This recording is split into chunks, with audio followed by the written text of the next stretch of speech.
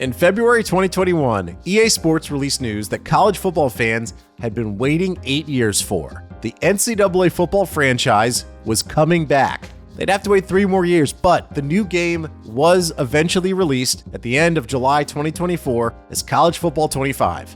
It was immediately a commercial and critical success, which begs the question, why did it ever go away?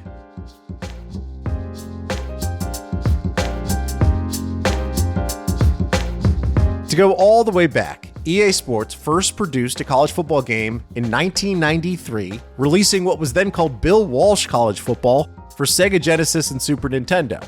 Now, it bore little relation to the game that it would become. It started with just 25 teams, and all of them appeared without any licensing rights. So you couldn't play as Texas A&M, but you could play as a team called College Station, the town where Texas A&M plays. That changed quickly, though.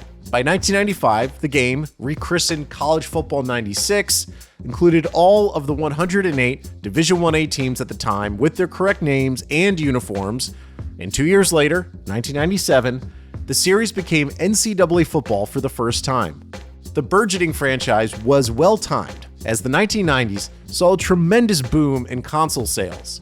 Nintendo 64, Sega Saturn, and Sony's PlayStation, which became the first console to ever sell more than 100 million units, were all tremendously popular and were each released between 1994 and 1996. Now, at the beginning of the new decade in 2000, Sony released the PlayStation 2, which, having sold 155 million units, remains the biggest selling console of all time. Between 2002 and 2006, the annual edition of NCAA Football was one of the top 10 most popular games in the US every year. Those factors naturally helped the game to have a cultural impact.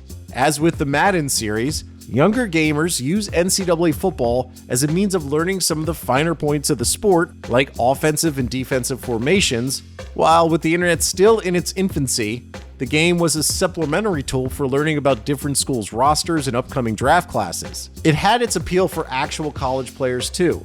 In a 2022 interview with The Athletic's Chris Vanini, Joey Harrington, the former Oregon quarterback, said that the inclusion in the game was a big motivator. Harrington said that everyone would go into the game and find themselves, and that even if you were third on the depth chart, you'd move yourself up to first string. But the digital representation of the players was the beginning of the end of the franchise. They were often recognizable in the games, having the same attributes, playing the same positions, wearing the same numbers, and having the right skin tone, but they had no names. The NCAA rules on amateurism would not allow it. For instance, while Joey Harrington was the cover star of the NCAA Football 2003 game, that was only permissible because he had left Oregon, been drafted by the Detroit Lions, and had become a professional by the time the game was released. So, he was not actually in the game that he headlined. In the years following, the same would be true for other cover athletes like Carson Palmer, Larry Fitzgerald, Desmond Howard, and Reggie Bush. The series' direction was, in part, altered forever by an accident on the field. Quarterback Sam Keller had just transferred to Nebraska when, in a spring workout, he took a finger to the eye. In response, he started wearing a visor. In that year's edition of NCAA Football, so did Nebraska's starting quarterback in the game, also number 9, the same as Keller. Keller told the New York Times in 2013 that you're not thinking about how much money was generated by Nebraska or for EA Sports.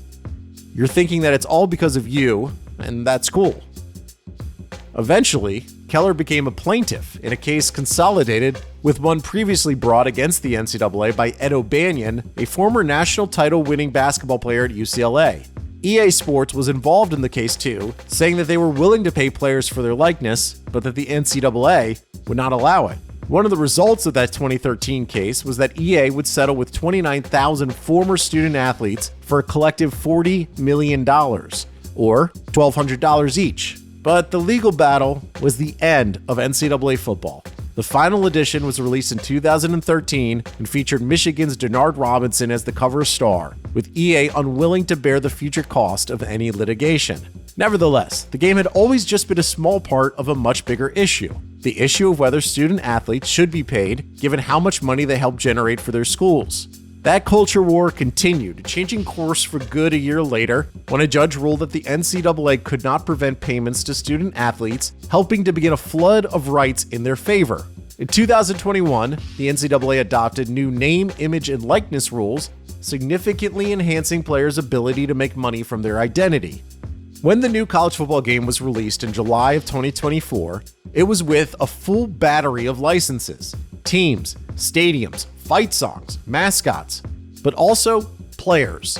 Ahead of release, EA gave college players the right to be included in the game, and in exchange for those name, image, and likeness rights, they received $600 regardless of prominence or position, in addition to a free copy of the game, which retails at various prices starting at $69.99. According to the reporting by the New York Times, additional players were also paid for promoting the game on their social media accounts. But is that enough? Some argue not, and that the player's value is far greater to the franchise than the fee they are still receiving. But 14,000 players opted in, and to protect those who didn't, EA has placed restrictions on its in-game editing tools, preventing exact replicas from simply being added by fans. And despite the hiatus and some mixed reviews, the game's popularity appeared undimmed. For many, the franchise has enjoyed a cult-like status, containing much of the regional specific detail that makes college football unique. The clamor for the title's return has remained pretty much since it disappeared, and when it did, EA reported 5 million new players in the first 2 weeks after launch, and sales totaling in excess of $500 million in the first month of the game's release. If you like this video, please consider subscribing to the channel. The Athletic is home to the best team of sports writers, reporters, and analysts in the world, offering exclusive stories and unrivaled insight. You could try The Athletic for free for 30 days by clicking the link in the description.